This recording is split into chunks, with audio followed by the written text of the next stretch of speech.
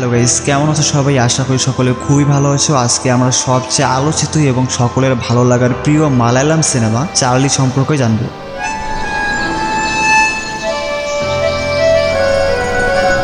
যারা মুভি ঘোর তাদের মধ্যে চার্লি দেখেনি এমন কাউকে খুঁজে পাওয়া মুশকিল। চার্লি আসলে মুভি নয়, এটা একটা ইমোশন, জীবন্ত ইমোশন। কেন জানি মনে হচ্ছিল এই সিনেমাটা নিয়ে রিভিউ না দিলেই পাপ হবে। আর এটা আমি কেনই বা করলাম সেটা তুমি এই সিনেমা দেখলেই বুঝতে পারবে। সাথে সিনেমায় কিছু অসাধারণ গান রয়েছে যেগুলো শুনলে তুমি একদম চমকে উঠবে, আর আমি চেষ্টা করব সেগুলো তোমাদের একটু হলেও শোনানোর। তো সিনেমা শুরুর আগে চলুন কিছু জেনে নিই। আচ্ছা, তুমি কি ডিপ্রেশনে আছো? নিজের প্রতি একটা তেতো ভাব চলে এসেছে? হয়তো সমাজ, পরিবার অথবা কোনো বড়সড় কারণেই এমনটা হয়েছে তোমার সাথে। মাঝে মধ্যে খারাপ কোনো কিছু করে ফেলার চিন্তাও মাথায় চলে আসছে হয়তোবা। এসব কিছু থেকে মুক্তি পেতে চাও? নিজের জীবনের গুরুত্ব আর তাৎপর্য বুঝতে পারলে এরকম খারাপ সময় থেকে তুমিও মুক্তি পাবে। আর যারা মুভি ঘর তাদেরকে এসব বলে দিতে হয় না, কারণ তারা এমন কিছু মুভি আছে যেগুলোকে বাছাই করে নিয়েছে।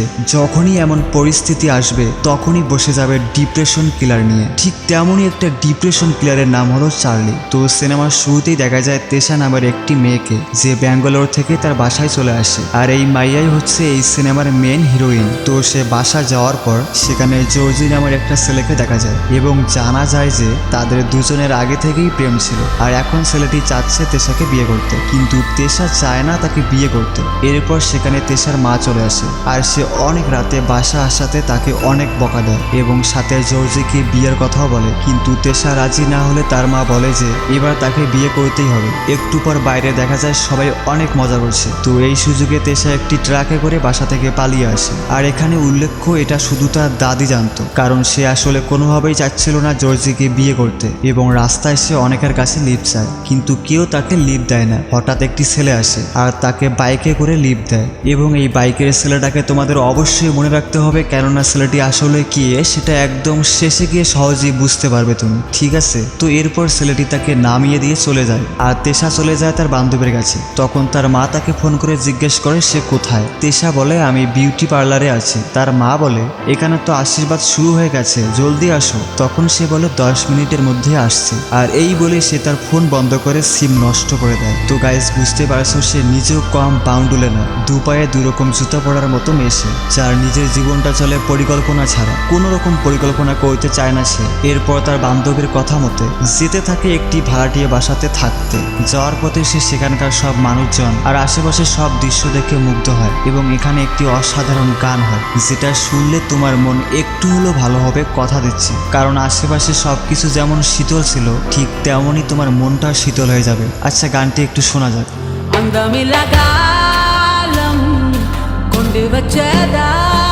তো গানটি তোমার কাছে কেমন লেগেছে সেটা কমেন্টে অবশ্যই জানাবে কিন্তু। এরপর সে একটা ছেলের সাহায্যে সেই জায়গায় চলে আসে, উঠে পড়ে এক জঞ্জালে ভরা ফ্ল্যাটে। এবং সেই বাড়িতে ঢোকার সময় সে অদ্ভুত কিছু ফিল করে। রুমে ঢোকার পর দেখা যায় আগের মালিকের সব কিছুই সেখানে রয়েছে। বলা যায় সেও শখের আর্টিস্ট ছিল। অদ্ভুত রকমের অগোছালো ঘরদোর। শেষ পর্যন্ত তেশা সব কিছু ছাপাই শুরু করে। এরপর তেশা সেখানে একটি ছেলের সাথে কয়েকজন ছোট ছেলের ছবি দেখতে পায়। তো এই ব্যাপারে আমরা আরো সামনেই জানতে পারবো। তেশা এখন জানালার কাছে গিয়ে দেখে একজন বৃদ্ধ লোক বাঁশি বাজাচ্ছে, যেটা শুনতে অনেক মধুর ছিল। আচ্ছা, এটাও একটু শুনে নেওয়া যাক, কি বলো? যদিও এইসব প্লে করা অনেক রিস্ক, তাও তোমাদের জন্য একবার শোনাচ্ছি যাতে এই সিনেমার সবকিছু তোমরা দারুণভাবে এনজয় করতে পারো। তো এটা শুনে আবার কেমন লাগলো সেটা জানাতে ভুলবে না কিন্তু। এবং তেশারও এটা অনেক ভালো লাগে। এরপর সকালে সে ঘুম থেকে উঠে বাইরের দৃশ্য দেখে আরো মুগ্ধ হয়। এখন সে দেখেছে একজন মদ বিক্রেতা এসেছে। তখন তার সাথে কথা বলতেই লোকটি বলে, হায় খোদা, এই কাজটা আবার কবে করলো সে? সেই কবে থেকেই বলছি একটা বিয়ে করতে। মানে এই লোকটি তেশাকে দেখে ভেবেই নিয়েছে ওই ছেলেটি বিয়ে করেছে। আর আমরা কিন্তু এখনো জানি না ছেলেটির নাম কি। এবং কথায় কথায় সে তেশাকে বলে তুমি খুব ভাগ্যবতী যে এরকম স্বামী পেয়েছো। মানে সে পুরাই ধরেই নিয়েছে যে তেশা ওই ছেলেটির ওয়াইফ। এরপরে সে নদীর পাড়ে গিয়ে আইসক্রিম খাচ্ছিল, আর সেখানের কাণ্ডগুলো আসলে দেখার মতোই ছিল। রাতে সে তার দাদিকে ফোন দিয়ে বাসার খবর জানতে চাইলে তার দাদি তাকে সব বলে। এখন সে তার রুমে যাওয়ার ঠিক একটু পর সেই রুমে থাকা একটি টেলিফোনে কল আসলে সেটা সে রিসিভ করে বলে, হ্যালো, কে বলছেন? এতে উপাস থেকে একজন বলে, বেচারা জিন বলছি, যে আপনার রুমের পূর্ব বাসিন্দা ছিল। আর হ্যাঁ, এই ছেলেটি হচ্ছে এই সিনেমার লিড অভিনেতা। তেশা তখন বলে, কে? জিন? কি বলতে যাচ্ছেন? আসেন। সেই ছেলেটি বলে, চমকে যাননি তো, মজা করছিলাম, ওই রুমে আমিই থাকতাম। এবং কথায় কথায় তেশা বলে, যত দ্রুত সম্ভব আপনার মালপত্র নিয়ে যান। এতে সেই ছেলেটি বলে, কিছুই আমার নয়, আপনার যা ইচ্ছে তা ফেলে দিতে পারেন, আমি যখন সেখানে থাকতাম ওসব আমার সাথেই থাকতো, এখন আপনি থাকছেন, এগুলো এখন আপনার হয়ে গেছে, মন চাইলে রাখুন অথবা ফেলে দিন। আর এই বলে তাদের মাঝে এই পর্যন্ত কথা শেষ হয়। পরের দিন থেকে সে নিজেই বাড়ির সব জিনিসপত্র ঠিক করে আর এভাবে তার দিন কাটতে থাকে। তো সে যখন কিছু বইপত্র গোছাচ্ছিল তখন সে পড়ে যাওয়ার পর একটা স্কেচ বুক খুঁজে পায়, যেখানে লেখা ছিল প্রথম রাত। আর তেশা জানতে পারে তার আগে এখানে একজন রহস্যময় খামখেয়ালি ভাবপ্রবণতা সম্পন্ন ভবগুরু চার্লি নামে একজন থাকতো। তো এখন আমরা জানতে পারি যে এই বাসায় যে ছেলেটি থাকতো তার নাম চার্লি, যার নামেই কিনা এই সিনেমার নামকরণ করা হয়েছে। তেশা তখন এক এক করে পড়তে শুরু করে। আর এখন আমাদের এই গল্পের ফ্ল্যাশব্যাকে নিয়ে যাওয়া হয়। তো দেখা যায় একটা চোর একজনের বাসায় চুরি করতে এসেছে।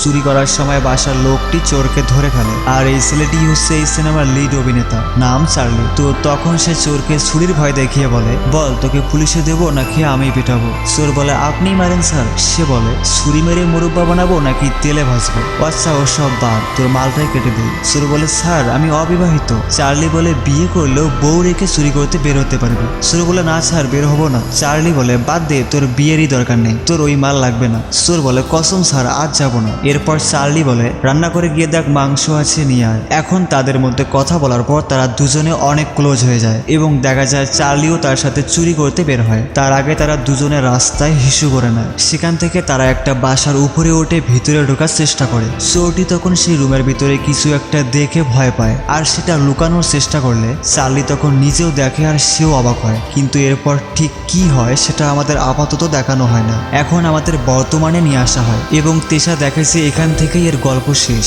কিন্তু যেমন জানেন তেশা অজানাকে জানতে সবসময় একটু বেশি আগ্রহী, আর তাই সে বের হয়ে পড়ে এই গল্পের পরের অংশ জানতে। সেটা জানতে গিয়ে কি কি ঘটে সেটাই দেখবো এবার আমরা। রাস্তায় সে তার বান্ধবীকে সব বলে আর ওই গল্পের সূত্রপাত বের করার সম্পর্কে জানায়। এরপর সেই ছেলের সাহায্যে তেশা উসমান চাচার বাসায় যায় এবং বলে, সেখানে আমি একটা স্কেচ বুক পেয়েছি, তাতে একটা গল্প আছে। এখন গল্পটার বাকি অংশ জানতে খুব ইচ্ছে হচ্ছে, ওই লোকটার সাথে যদি দেখা করতে পারতাম। উসমান চাচা বলে, গল্পের বাকি অংশ জানার জন্য তুমি দেখছি বেশ উতলা হয়ে গেছো।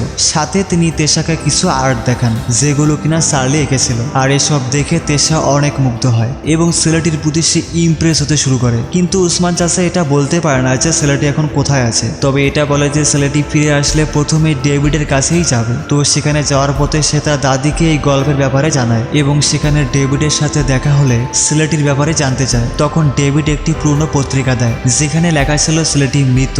এটা দেখে তেশার মাথায় যেন চরক ভেঙে পড়লো এমন অবস্থা। তো যখন সে মন খারাপ করে চলে যাবে তখন ডেভিড বলে, ভয় পেয়েছিলে নাকি? সে যেখানে থাকতো তুমি এখন সেখানেই থাকো তাই না? তেশা এতে মাথা নাড়িয়ে হ্যাঁ জানায়। তখন ডেভিড বলে, কত জায়গার কত মানুষ যে ওকে খুঁজতে আসে, কেউ বেলজিয়াম থেকে কেউ ব্যাঙ্গালোর থেকে। গতকালকে কয়েকজন আসলো ওকে মারতে, কিন্তু এই প্রথম কোনো মেয়ে ওকে খুঁজতে এলো। তেশা যাওয়ার আগে ডেভিড বলে, কেউ যে তাকে অধীর হয়ে খুঁজছে সেটা কি সে জানে? তেশা বলে, কি জানি। ও হ্যাঁ, আরেকটি কথা বলা হয়নি, আর সেটা হচ্ছে এই ডেভিড ওই ছেলেটির মানে চার্লির বাবা। এরপর তেশা আর ওই ছেলেটি একজনের ছবির স্কেচ নিয়ে মাথায় নামের একটি লোকের কাছে যায়, কিন্তু সে প্রথমে অস্বীকার যায় যে সেটা সে নয় এবং পরে জানতে পারে যে তারা এই ছেলেটিকে মানে চার্লিকে খুঁজছে। তখন সেই লোকটি চার্লি সম্পর্কে তাদের বলতে শুরু করে এবং তখন আমাদের একটি ফ্ল্যাশব্যাকে নিয়ে যাওয়া হয়। সেখানে দেখা যায় চার্লি ওই লোকটির সাথে নানা রকম মজা করছে। এরপর মাথায় নামের লোকটি তার বাসায় গিয়ে দেখে যে চার্লি তার পরিবারের লোকদের সাথে হাসি খুশি ভাবেই মজা করছে। এতে তার পরিবারের সদস্যরা মজা পেতে থাকে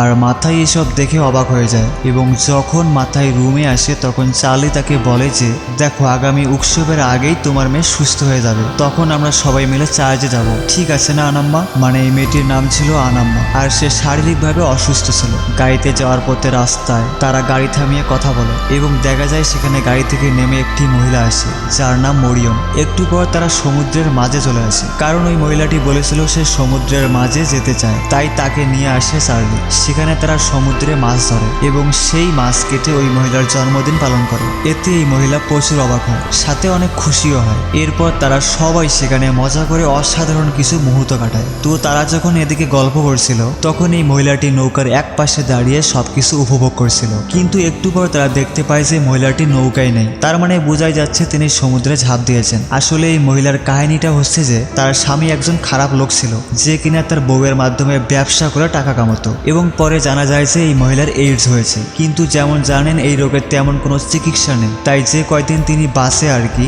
আর এই জন্য জীবনটাকে কাছ থেকে যেন তিনি উপভোগ করতে পারেন, তাই চার্লি তাকে এই জায়গায় নিয়ে এসেছে। আশা করি এবার বুঝতে পেরেছে। আর চার্লি তখন চিৎকার করে তাকে ডাকতে থাকে এবং তখনই আমাদের আবার বর্তমানে নিয়ে আসা হয়। মাথায় তখন তাদের বলে যে সেদিন সে চার্লিকে শেষবারের মতো দেখেছিল, কিন্তু সে কোথায় আছে সেটা সে জানে না। তো এর পরের দিন সকালে চার্লির বাবা তেশাকে ফোন করে বলে যে আমাদের ভবঘুরে তো ফিরে এসেছে, তুমি তো তাকে খুঁজছিলে তাই না, দুনিয়া ঘুরে আজ ফিরে এসেছে সে, মানে চার্লির কথা বলছে। এই কথা শুনে তেশা বের হয়ে পড়ে চার্লির খোঁজে। তেশার এভাবে ছুটে চলা দেখে তার বান্ধবীও অনেক অবাক হয়। তো আমরা বুঝতে পারি তেশা চার্লিকে একটু একটু করে ভালোবাসতে শুরু করেছে। চার্লির খুঁজে সে একটা হোটেলে আসে এবং চার্লি এই রুমে আসে ভেবে সে দরজায় নক দেয়। তখন সেখানে চার্লির বোতলে অন্য একটি লোক থাকায় সে তেশাকে দেখে পুরাই অবাক হয়ে যায় যে এত সুন্দর একটা মাইয়া আইছে এখানে। আর ঠিক সেই সময়ে তার পাশ দিয়ে চার্লি চলে যায়, কিন্তু তেশা কিছু বোঝার আগেই ওই লোকটি তেশাকে রুমের ভিতরে নিয়ে নেয় আর তখনই সে দরজা বন্ধ করে দেয়। পোলাও তো এখন মহা খুশি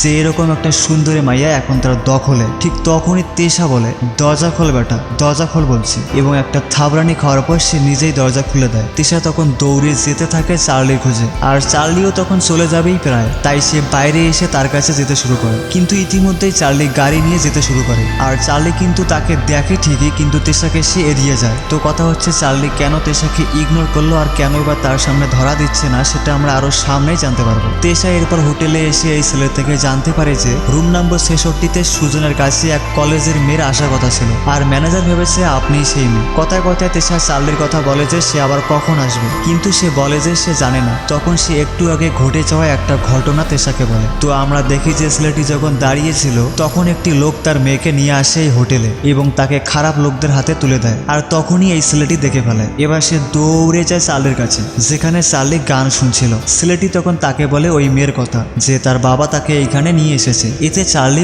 অনেক রেগে যায় আর বলে আজকে খবর আছে ওর, চল তো। সে এসে বলে থানিয়া কোথায়? লোকটি বলে ভিতরে আছে স্যার, ওকে ডাক্তার দেখাতে নিয়ে আসছি। এতে চার্লি তাকে মারতে শুরু করে কারণ সে জানে লোকটি কেন তার মেয়েকে এনেছে এখানে। তখন তাকে অনেক মারে চার্লি, সেও তার সাথে লড়ার চেষ্টা করে কিন্তু পারে না। এবার ভিতরে গিয়ে চার্লি সেই লোককে মারতে শুরু করে এবং থানিয়াকে বাইরে বের করে দেয়। আর এই বেটার ওই জায়গায় মারা দিলে সে কাত হয়ে যায়। সাথে একে বলে আমি তোর মেয়েকে নিয়ে যাচ্ছি, আমাকে খুঁজতে এলে তোকে আর কেউ খুঁজে পাবে না। এই বলে সে বাইরে বেরিয়ে আসে এবং যাওয়ার পথে সে তেশাকে কিন্তু দেখেছিল কিন্তু কথা বলেনি। পরে থানিয়াকে নিয়ে গাড়িতে করে চলে যায়। পরের সিনে দেখা যায় তেশা গিয়েছে চার্লির বাবার কাছে। তখন তিনি বলেন ওর নাগাল পাওয়া বাতাসকে মুঠোয় করার মতো, যতই ধরতে যাবে আঙ্গুলগুলো ঠিকই বেরিয়ে যাবে। এখানে তিনি একটা ইম্পর্টেন্ট কথা বলেন, আর সেটা হচ্ছে চার্লি যখন তার কাছে আসে তখন তিনি তাকে বলেছেন যে রূপসী একটা মেয়ে তাকে খুঁজে বেড়াচ্ছে। কথাটা শুনে সে শুধু হাসলো, আর এই কথা শুনে তেশা একটা মিষ্টি হাসি দেয়। তো তারা কথা বলার সময় টেলিফোন বাজতে শুরু করে। তিনি বলে নিশ্চয়ই ওর ফোন। আর এই কথা শুনে তেশা যেন না পাওয়াকে ফিরিয়ে পাইছে এমন অবস্থা,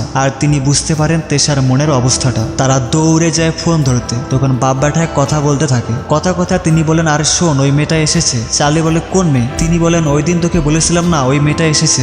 চার্লি বলে বাবা ওকে বলে তো আমার দেখা করার সময় এখনো হয়নি, তাকে তুমি আরো অপেক্ষা করতে বলো। তোমরা বুঝতে পারি চার্লি এই তেশাকে ইচ্ছে করেই নাচিয়ে নিয়ে বেড়াচ্ছে, কিন্তু কেন সেটা পরেই জানতে পারবো। এবার তেশা যখন কথা বলতেই যাবে তখন চার্লির বাস চলে যাওয়াতে সে চলে যায়। তেশা কথা বলেই যাচ্ছে কিন্তু কাউকে পায় না। এতে তার অনেক মন খারাপ হয়। বাইরে এসে তিনি বলেন ও নিশ্চয়ই ভিন্ন কিছু ভেবে রেখেছে, তা না হলে এমন লুকোচুরি খেলছে কেন। তেশা তখন এসব নিয়ে ভেবেই যাচ্ছে। বাসা গিয়ে দেখে এই চোর শুয়ে আছে। সে বলে আরে তুমি সেই চোরটা না। এতে সে পালিয়ে যায়, কিন্তু তেশা তাকে ঠিকই ধরে ফেলে। তখন তাকে ওই স্কেচবুক দেখায় এবং সে বুঝতে পারে এটা কিসের স্কেচবুক। তেশা তখন জিজ্ঞেস করে এই স্কেচবুকে গল্পের পরের অংশ নেই, এরপরে কি হয়েছে সেটা বলো আমায়। তখন সে বলতে শুরু করে। তো তার ফ্ল্যাশব্যাকে দেখা যায় দুজনে সেদিন সেই বাড়ির ছাদে উঠেছিল চুরি করার জন্য। সে যখন দেখে রুমে কেউ ফাঁসি দেওয়ার চেষ্টা করছে এতে সে খুব ভয় পায় এবং সে ভয়ে সেখান থেকে চলে যেতে চায়, কিন্তু আমাদের চার্লি জোর করে সেটা দেখে। এতে সে নিজেও অনেক অবাক হয়। সে বলে স্যার চলেন ফিরে যাই, কিন্তু সে ফিরে না গিয়ে ভিতরে লাফ দেয়। আর মেয়েটি যখন মরতেই যাবে তখন চার্লি তাকে ধরে ফেলে এবং তাকে বাঁচায়। মেয়েটি তখন ভয়ে বাইক নিয়ে পালিয়ে যায়, সাথে চার্লিও তার পিছু নেয়। আর এসব কিছু এই চোর উপর থেকে সব দেখছিল।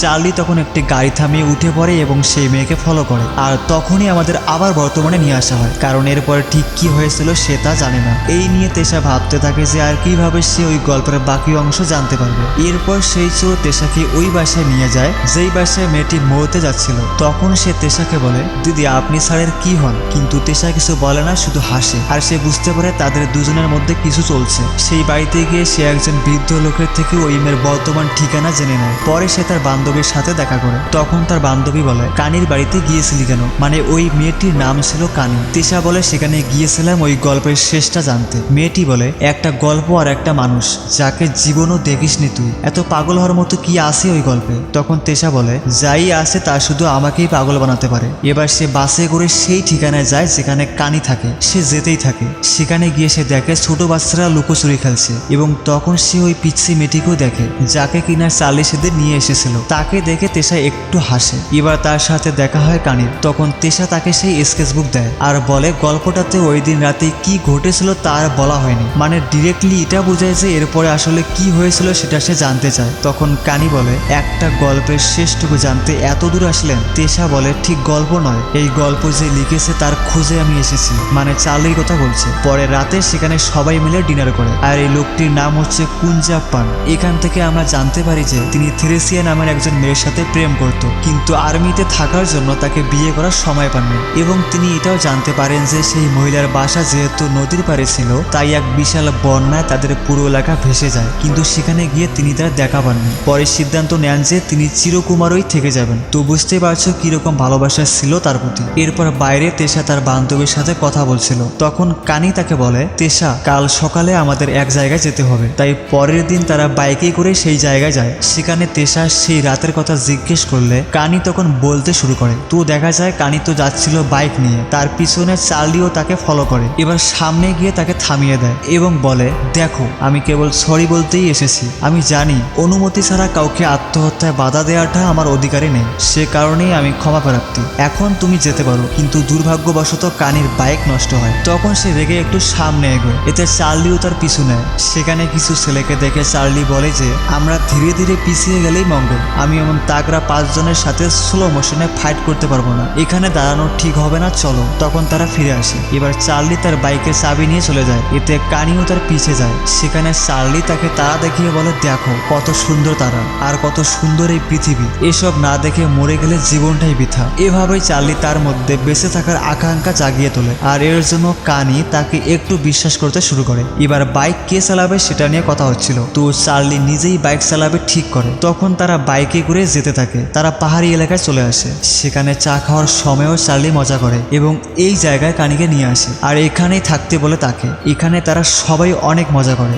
সবাই যখন পুকুরে গোসল করছিল, কানি তখন দাঁড়িয়ে দেখছিল। তো চার্লি তখন এসে তাকে ধাক্কা দিয়ে পানিতে ফেলে দেয়। কানি তখন পানিতে হাবুডুবু খেতে শুরু করে। পরের দিন সবার সাথে কথা বলার পর চার্লি যখন চলে যাবে, তখন সে কানিকে বলে, সবচেয়ে কাছের হাসপাতালটাও এখান থেকে 3 ঘন্টার পর। ডাক্তাররা এখানে থাকতেই চান না। দেখো তুমি যদি পারো নতুন জায়গার অভিজ্ঞতা নিয়েই দেখো না। এটাকেই বলে জীবনের নতুন স্বাদ। হয়তো জীবনের আসল মানেটা খুঁজে পাবে তুমি। আর বুক ভরে নিঃশ্বাস নাও তো একবার। এটা করার পর কানি দেখে চার্লি চলে গেছে।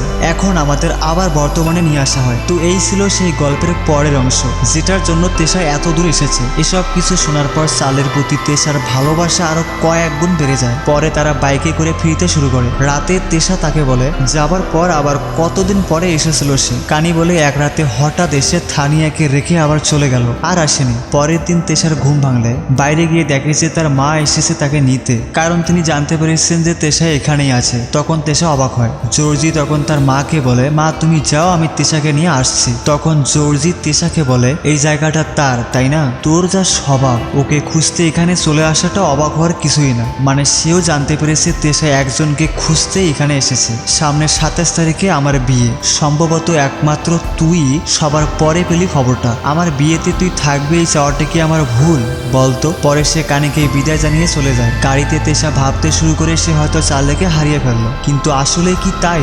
সামনেই আমরা জানবো সেটা। তারা একটি বারে গাড়ি দাঁড় করায় আর সেখানে আমরা চার্লিকেও দেখি। তেশার পাশ দিয়ে চার্লি চলে যায়, কিন্তু তেশা সেটা বুঝতে পারে না। দেখা যায় অনেকগুলো খ্রিস্টান মহিলাকে সে বাসে তুলছে। তো তেশা চলে যাচ্ছে বাসা আর চার্লি যাচ্ছে সেই পাহাড়ের বাড়িতে। তারা তখন সেখানে আসে। এতে কুঞ্জাপ্পা একটুও খুশি হয় না এবং বলে, আমি সব কটাকে তাড়াবো এখান থেকে। তখন একজন বলে, তুমি বলছো তাড়িয়ে দেবে, কিন্তু নিজেই তো পালাচ্ছ। একটু পরে তারা সবাই প্রার্থনা শুরু করে। এসব শুনে সবার মন অনেক হালকা হয়ে যায় এবং এই কুঞ্জাপ্পাও চুপ হয়ে যায়। দেখা যায় কুঞ্জাপ্পা বাইরে বসে আছে। চার্লি তখন সেই মহিলাকে নিয়ে আসে, যার জন্য কিনা কুঞ্জাপ্পা আজও বিয়ে করেনি। তখন তাকে দেখে কুঞ্জাপ্পা অনেক অবাক হয়। চার্লি তখন তাকে চুমু দিয়ে চলে যায়। দূরে গিয়ে চার্লিও অনেক খুশি হয়, কারণ কুঞ্জাপ্পা এতদিন যার জন্য ওয়েট করছিল তার সাথে তার দেখা করিয়ে দিতে পেরেছে। চার্লি তখন সবাইকে দেখায় যে কুঞ্জাপ্পার সাথে যেই মহিলা দাঁড়িয়ে আছে তিনিই হচ্ছেন তার সেই প্রেমিকা থেরেসিয়া। এতে তারাও অনেক খুশি হয়। পরে তারা ফিরে যায়, কিন্তু কুঞ্জাপ্পার অনেক মন খারাপ ছিল। এবার বাইরে কানি আর চার্লি কথা বলছিল। কানি তখন বলে, তেশা নামে কাউকে চেনো? এখানে এসেছিল সে, 2 দিন ছিল এখানে। কে জানতো তুমি আজই আসবে? আজ সকালেই চলে গেছে। মেয়েটার সাথে কেন লুকোচুরি খেলছো? মেয়েটাকে এভাবে কেন বোকা বানাচ্ছ? চার্লি বলে, না তো, আমি কাউকেই বোকা বানাচ্ছি না। হ্যাঁ, আমি চিনি তেশাকে, সব জানি। সে আমাকে খুঁজছে, আমার রুমে থেকেছে, আমার সম্পর্কে যাই শুনেছে সে তার মনে আমার কেমন ছবি এঁকেছে। কানি বলে, খারাপ ছবি হলে নিশ্চয়ই সে তোমাকে খুঁজতে এখানে এত দূর আসতো না। একটু পর সেখানে কুঞ্জাপ্পা এসে বলে, ধ্যাত, তাকে দেখে এতটাই চমকে গিয়েছিলাম যে কিছুই বলতে পারিনি। এমনকি সে যা বলেছে তাও ঠিক মতো শুনিনি। আসলে থেরেসিয়া যদি জানতো কেউ তাকে পাগলের মতো খুঁজছে, কেউ যদি তাকে বলতো, তাহলে অনেক আগেই হয়তো আমাদের মিলন হতো, তাই না রে? বল, ঠিক বলিনি? চার্লি হ্যাঁ বলে তাকে জড়িয়ে ধরে। পরের দিন সকালে চার্লি বের হয় চলে যাওয়ার জন্য। কানি তাকে দেখলে সে বলে, চলে যাচ্ছি। ওদের বলতে গেলে আবার কান্নাকাটি শুরু করবে, একটা ঝামেলা হয়ে যাবে। তখন কানি তাকে বাইকে করে বাস স্ট্যান্ড পর্যন্ত এগিয়ে দেয় এবং বলে, তো তার সাথে দেখা না করার কথাই ভেবেছো, তাই না? চার্লি বলে, ও আবার শুরু করলে? এত বছরে বাবা আমার কাছে কেবল একটা জিনিসই চেয়েছে, আমি যেন মেয়েটার সাথে দেখা করি। কানি বলে, বাবার ইচ্ছেটা তবে কেন পূরণ করছো না? চার্লি বলে, এত সাধারণভাবে তার সাথে কিভাবে দেখা করি বলো? আমাকে এতদিন ধরে খুঁজে যাচ্ছে সে, একটা চমক তো থাকা চাই, তাই না? একমাত্র তখনই আমাদের সাক্ষাৎটা স্মরণীয় হয়ে উঠবে। তো কি সেই চমক সেটা আমরা একটু পর জানতে পারবো। এবার সে বাসে উঠে পড়ে এবং কানিকে বলে, শোনো, একটা সিরিয়াস কথা বলি। তেশাকে বলো ও যদি পুরাম না দেখে থাকে তবে যেন সেখানে চলে আসে। আমি মানুষের ভিড়েই কোথাও মিশে থাকবো, বলো পারলে আমাকে খুঁজে নিতে। এই বলে সে চলে যায়। আর এই কথা কানি ফোন করে তেশাকে বলে। তাই তেশা সেখানে চলে যায় এবং চারিদিকে তাকে খুঁজতে থাকে। দেখা যায় সেখানে উৎসব পালন হচ্ছে। আশেপাশে সব জায়গায় সে চার্লিকে খুঁজে বেড়াচ্ছে কিন্তু পাচ্ছে না। তো একটু পর দেখা যায় একজন ম্যাজিশিয়ান কাউকে একটা বক্সে বন্দি করে রাখে আর সেই বক্সে পেট্রোল ঢেলে দেয়। চারিদিকে তখন মানুষের খুব ভিড়। তো যখন আগুন লাগিয়ে দেওয়া হয় তখন সেই বক্সে আগুন লেগে যায়। এতে সবাই চমকে যায়। সবাই ভাবে সেই লোকটি মারা গেছে আগুনে পুড়ে। এবার সবাইকে চমকে দিয়ে বেরিয়ে আসে আমাদের সেই চার্লি। সবাই তখন অনেক খুশি হয়, কিন্তু এই তেশা একদম চুপ হয়ে যায় চার্লিকে দেখে। সে আসলে ভাবতেই পারেনি চার্লিকে সে এত সারপ্রাইজলি ভাবে দেখতে পাবে। চার্লি এবার তেশাকে দেখে ডাক দেয় আর তেশাও খুশি মনে তার কাছে আসে। চার্লি বলে, উৎসবটা চমৎকার, তাই না? এবং ইনি আমার উস্তাদ, যিনি বিখ্যাত জাদুকর। এতে তেশা শুধু মুস্কি হাসে কিন্তু কিছু বলে না। সাথে পরিচয় করিয়ে দেয়, এই হচ্ছে তেশা। চার্লি তার নাম জানে, এটা ভেবে সে চমকে যায়। এবার তারা লেবুর শরবত খেতে এক জায়গায় বসে। তেশা তখন মজা করে বলে, হাই, আমি শ্রুতি রামান। আর এই কথা শুনে চার্লি চুপ হয়ে যায়। তেশা বলে, তুমি কি অন্য কাউকে আশা করেছিলে নাকি? চার্লি তখন শুধু হেসেই যাচ্ছিল। তেশা চার্লির দিকে তাকায় আর মনে মনে অনেক হাসে। চার্লি বলে, তেশার বাড়িটা যেন কোথায় বলেছিলে? সে বলে, তেশার বাড়ি আমি চিনি নাকি? আমার বাড়ি পান্ডিতে। এবার সে একেবারে হেসে বলে, আচ্ছা তেশাটা আবার কি? সে তোমাকে ছ্যাঁকা দিয়ে পালিয়েছে বুঝি? চার্লি বলে, আমি যেই মেয়েটাকে খুঁজতেছিলাম ভেবেছিলাম সেটাই তুমি। এতে তেশা কোনো রিয়াকশন করে না। হঠাৎ করে চার্লি বলে, তোমাকে একটা সিরিয়াস প্রশ্ন করলে সত্যি করে উত্তর দেবে? তুমি তেশা, তাই না? কিন্তু তেশা তবুও স্বীকার হয় না আর মুখ ঘুরিয়ে নেয়। চার্লি তখন উঠে বলে, আমাদের কি আবার দেখা হবে কখনো? তখন কি কেউ কাউকে চিনতে পারবো কে জানে, চলো একটা ছবি তুলে রাখা যায়। তেশা তাই রাজি হয়। চার্লি ছবি ক্যাপচার করে তাকে দিয়ে চলে যায়। কিন্তু সেই ছবি দেখে তেশার সাথে সাথে আমরা অবাক হই। আসলে তোমাদের মনে আছে হয়তো, তেশা কিন্তু সর্বপ্রথম এই ছেলেটির বাইকেই লিভ নিয়েছিল এবং তখনকার ছবি ছিল এটি। এই ছবি দেখে তেশা আরো আবেগে জড়িয়ে পড়ে আর চারিদিকে চার্লিকেই খুঁজতে থাকে, কিন্তু এত ভিড়ের মধ্যে খুঁজেই পাচ্ছে না। তখন পাশেই সে চার্লিকে দেখতে পায় এবং খুব রেগে যায় তার প্রতি। চার্লি এবার মজা করে বলে, শ্রুতি, উৎসবটা কেমন? তেশা তখন রেগে বলে, আমি তেশা। চার্লি বলে, আমি চার্লি। এতে তারা দুজনে অনেক খুশি হয়, বিশেষ করে তেশা নিজে। তখন ভরা উৎসবের মাঝে তারা দুজন খুনসুটি মজা করে আর এই মজার সাথে শেষ হয় সকলের প্রিয় এই অসাধারণ সিনেমাটি। ক্রেডিট রোল হিসেবে তাদের জীবনের একটি নতুন যাত্রার দিকে একসাথে ঘুরে বেড়াতে দেখা যায়। তো তোমার কাছে সিনেমাটি কেমন লেগেছে, সাথে এক্সপ্লেনেশন কেমন হয়েছে তা তো অবশ্যই জানাবে এবং চ্যানেলটি মাস্ট বি সাবস্ক্রাইব করে দিও কিন্তু, ঠিক আছে?